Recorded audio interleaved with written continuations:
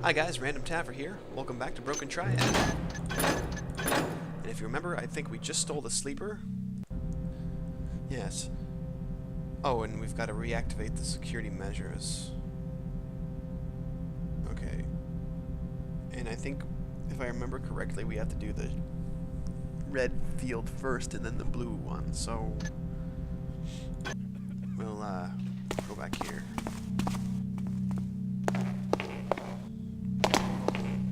One of them is in the basement. I want to get through there, though. I bet there's... Maybe that'll come later. I don't know. I bet I have to... I think I have to rig up one of those little maintenance machines. Alright, now for upstairs.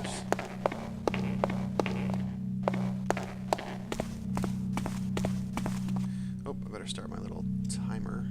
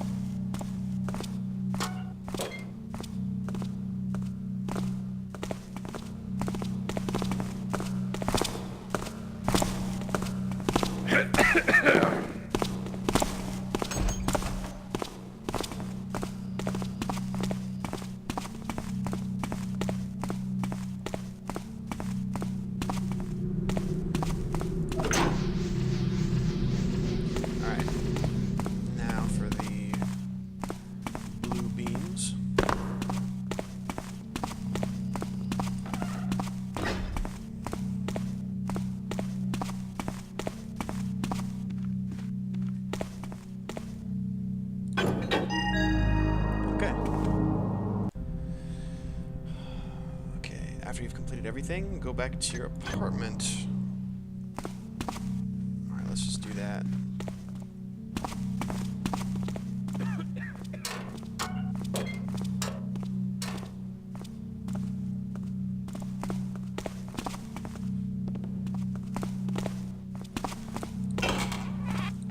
Get down here.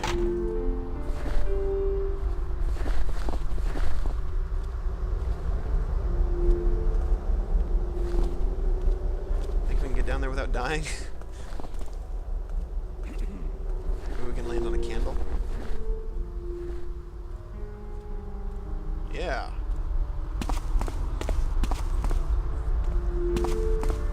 Alright. This way.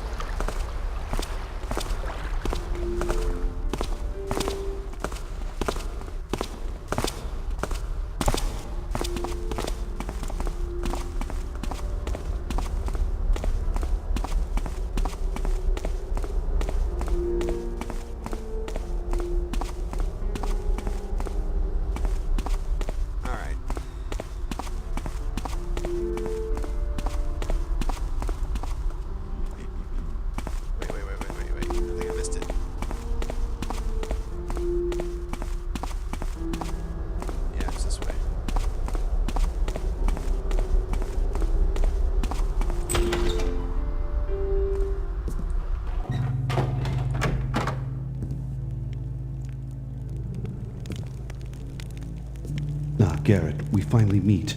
I am Keeper Leonard. Forgive the intrusion, but I have an important message for you. What do you want from me? Only a few days ago, we Keepers learned about your defeat of the necromancer Kadar. I was sent by the Keeper Council to warn you about the shadow that's been following you since that day. There's a demon living inside of you, Garrett, and he is trying to take over your body. Until now, he has only managed to take control of you at night. He has been using you to live out his hideous fantasies. You don't have any recollection of this. The demon has been suppressing your memory. You've got to be kidding me. Now, I am well aware all of this is hard to believe, but there is proof, Garrett. There is a secret passage in your bedroom. It is not well hidden, but the demon has made you oblivious to its existence. Seek this passage and examine the contents of the rooms below. Afterwards, return to me.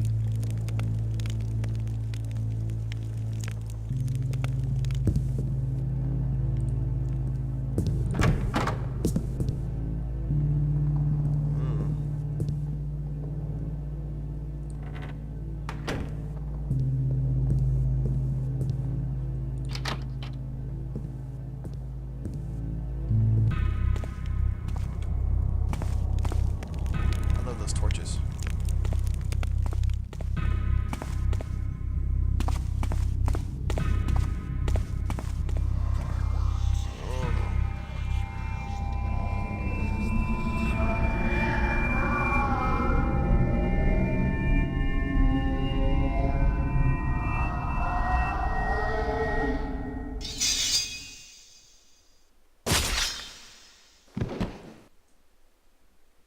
What the hell? What was that?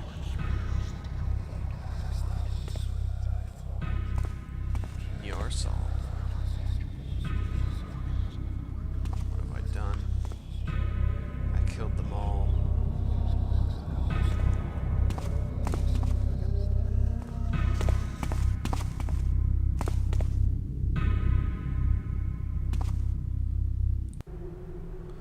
Although you don't remember writing any of this, you can't help but recognize your own handwriting.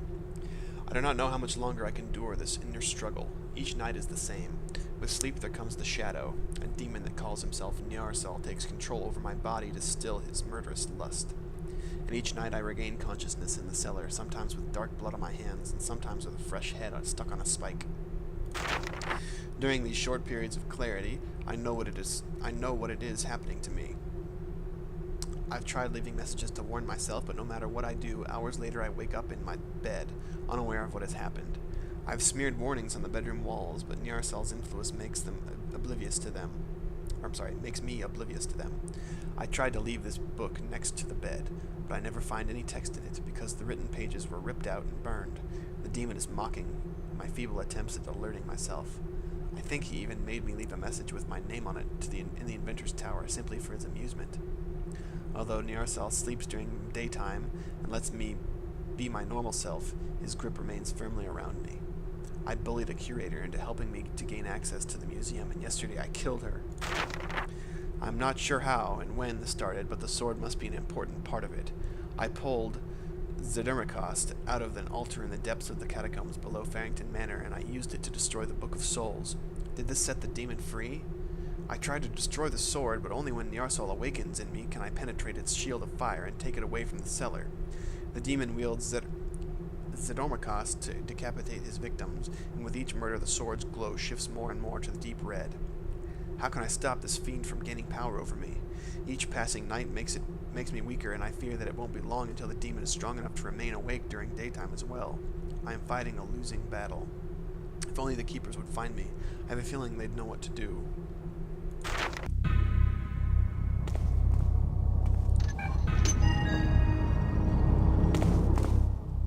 Who's this?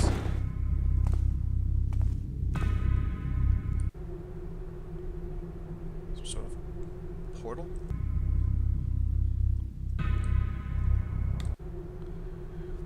These loose pages are the second part of a transcribed correspondence between two merchants. With the help of the island's natives, we hauled a couple of crates from the ship and transported them into their city. We set up our boxes at what appeared to be the marketplace. It didn't take long for curious folks to gather around us and inspect the goods we had brought with us. They were unusually enthralled by the most mundane trinkets and readily traded their jewelry for it. No doubt, this was a merchant's dream, and for a while we stopped worrying about not knowing where we were. The sounds of engaged barter abruptly subsided when someone from the back barked a few harsh-sounding words. The crowd reverently made way for an elderly man who promptly stepped forward. From the garments he was wearing, I assumed he was some sort of nobleman or priest. He eyeballed us with a remarkably sour and disapproving look, and then proceeded to examine the content of the crates. It occurred to me that trading with strangers could be against some law of theirs, and I already expected the old man to forbid any further dealings with us. However, when he opened the lid of the last box, his eyes widened in apparent surprise. Whatever he had spotted in there, it made him slam the lid shut and leave with a puzzled expression. As soon as he was out of earshot, the crowd resumed looking through our wares as if nothing had happened. The sun had already disappeared behind the buildings when we received an invitation to speak with somebody who could help pinpoint our current location. An enticing woman, clad in gleaming golden tissues, led us into a towering building that equally reminded me of a palace and a crypt. Inside, we were seated at a long stone table that was so low we had to sit on floor cushions. 2 servants provided us with cups of sweet-tasting wine while we were waiting for the host to arrive. And this is where my memory becomes murky. The next thing I remember, I found myself in the crew on the White Squid, along with the rowing boats back in place. The sails were all set, and the ship's wheel was held in place by ropes. The sea surrounded us, and there was no trace of any island in sight. Neither the men who had been on the island with me, nor those who had stayed on the ship, possessed any recollection of what had happened. I started to doubt we had really found an inhabited island, but I looked into the hold and was enough to dismiss my notion of a mass hallucination. The crates were filled with every last piece of jewelry we had obtained on the island. The only thing I found missing was a decorative warhammer, which, unsurprisingly, had been in the very crate that old man had found a curious interest in. To our luck, the stars made sense again, and we soon discovered that we were on a perfect course back to the city's harbor. I can only guess why the island's natives bid us farewell like this. Despite their friendliness, they were wary of strangers and likely didn't want us to return or bring other people with us. And then, while sailing home, something astonishing dawned on me. The decorations and trinkets I had seen on the island had felt familiar to me for a reason. They were precursor. I do not understand how precursor culture reached this secluded island and managed to survive much longer than the people of Carath Din. They must have left their capital city ages ago before the cataclysm buried it under tons of stone, during a time when shipbuilding was still in its infancy. How they constructed a vessel that could sail this far is a mystery to me. If you had been there and seen it with our own eyes, you'd understand why I have to find this island again, even after all these years. If you want to come with me, you have time to decide until next Sunday. Then I'll set the sails of the White Squid and search for this island. Captain Danko. Well. Some strange symbol. Personal notes of Akrab, 7th Mage of the Dawn. I am now certain that the circumstances which made me Zdormakos' owner were not at all fortuitous. 3 months ago, I was on a mission to gather information about Lawrence Horn when I stayed overnight at an inn not far from the city. In the middle of the night, I was yanked out of my sleep when somebody violently knocked against the door of my room. Before I could even get out of bed, the door was forced open, and a heavily breathing giant of a man was towering over me. He was armed with a peculiar sword, and even in the half-darkness I could see the frantic madness in his eyes. "Where is the book?" he asked with a hoarse voice. I was unable to speak, and I could only watch in horror as he raised the sword over his head. "Where is the book?" he asked again, making it clear his blade would answer if I did not. Realizing I could not manage to utter a single word, I closed my eyes, awaiting the sword's blow. But it did not come. Instead, I heard a gurgling sound followed by something heavy dropping to the floor. When I dared to open my eyes again, I saw the man lying at the foot of my bed, his head resting several inches away from his motionless body. On the bed directly in front of me laid the sword as if it were presented to me on a plate. Not a single drop of blood stained its blade. Without thinking, I grabbed the weapon. And the moment I touched its hilt, a strong feeling of purpose overcame me. I immediately knew the sword had a name, and there was a tale behind it. I collected my belongings and left the inn in a hurry. To this day, I do not know where this towering man had come from. Back then, I thought I had survived the brute's attack by mere luck, but now I am sure it was the sword's decision. Zdormakos betrayed its owner because it wanted me to obtain it.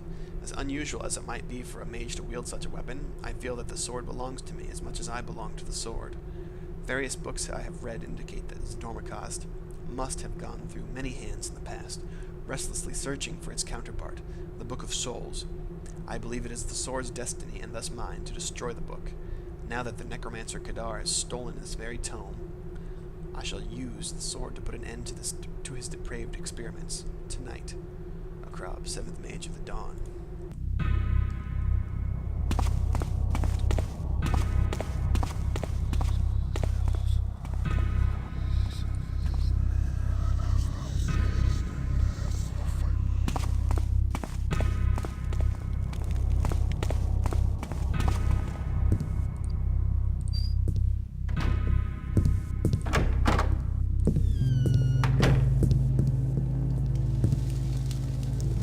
Do you understand now?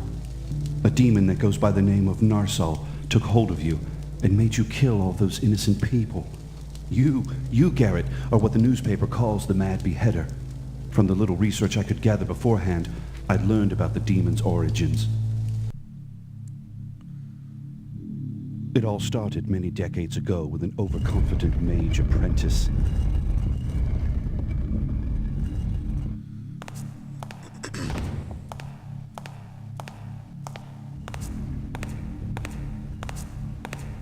Despite his master's warnings not to meddle with beings from other worlds, the apprentice intended to summon a demon and bind him into two items, a sword and a book.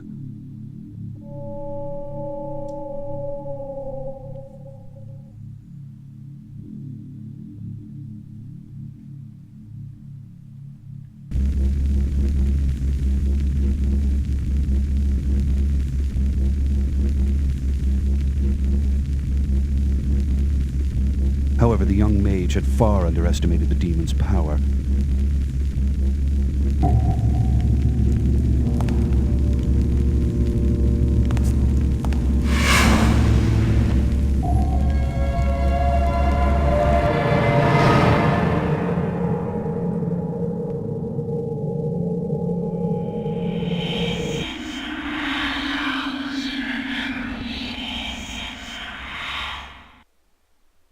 His spell was too weak to bind Narsal properly.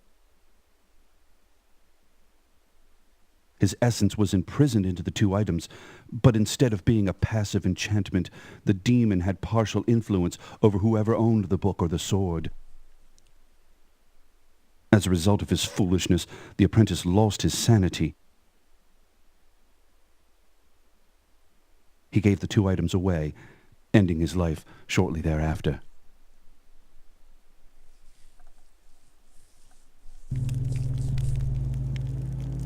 You see, when you destroyed the Book of Souls with the sword, you allowed the demon that had been trapped within the pages to enter you. Unfortunately, we cannot destroy the sword. Part of the demon still remains inside the weapon and protects it. However, if we manage to drive Narsal out of your body and prevent him from finding another host, the blade will shatter. We have little time left. You must act quickly. What can I do? I have placed several items on the table here, along with a note that explains what you need to do. I cannot stay here to help you. I must do further research. Just read the note carefully and follow the instructions. Farewell, Garrett, and good luck.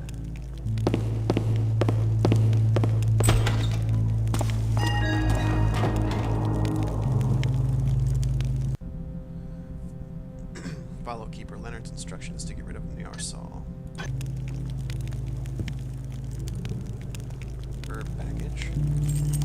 White Cathedral key. Keeper Leonard's note. In order to banish Narsal back into his own realm, you need to accomplish two things. First, you need to die, as a demon can only reside inside a living host. Second, when Narsal has left your body, he must ensure that he cannot find another host in time. As paradoxical as it may sound, your death can be arranged without you having to die. All you need to do is prepare a so-called nightshade potion and drink it. This concoction temporarily puts its drinker into a very deep sleep that can't be distinguished from death. This should fool the demon long enough to be driven out of your body. Without a host, a demon cannot exist outside his own dimension for long and must find another physical body to enter immediately. Thus, you have to drink the potion in a secluded place. We also have to take into account that Narsal might discover that you are not really dead and attempt to re-enter you. To prevent this, you must stand in a protective circle that can shield you from Narsal once he's been expelled. I have provided you with a recipe for the Nightshade Potion. It lists all required ingredients and describes how to prepare them. I've also added some notes that should help you find everything needed. I couldn't make the potions for you in advance, as it only works on the one who brews it. When you've created the potion, head for White Cathedral. Fortunately, it is currently empty and secluded enough to prevent Narsal from finding another host. I've installed a protective circle inside the cathedral. In order to activate it, you need to find fresh roots from a darkwood tree, which we have, and make sawdust out of them, which we need to do. Sprinkle this sawdust into the fire behind the circle. Once the flame has changed the color, the circle should become active when you stand at its center. Drink the Nightshade Potion there and get rid of Narsal once and for all. Good luck, Keeper Leonard. let's just look. Recipe. Recipe for Nightshade Potion. Ingredients. A blend of the following herbs. Allium savicum, oreganum hortensis, Urtica dioica radix. Take the leaf package I've placed on the table. It contains all the herbs listed here. Blood of the person drinking the potion. That is your blood, of course. Preparation. The ingredients must be dropped into an active Death Watch fountain. There is one in the catacombs underneath Arkford streets. You just need to activate it. The blood of the drinker needs to be spilt by cutting his hand with a sacrificial dagger. You'll likely find an appropriate item in the museum. Fill a hallowed chalice with the liquid when it is simmering. The Hammers left a chalice in their quarters near White Cathedral. Just drop the cup into the Death Watch fountain and pick it up again. The effect of seeming death lasts for up to 2 hours. Nyarsal won't be able to remain outside a physical body for more than a few seconds. Okay, so we've got quite a bit of stuff to do.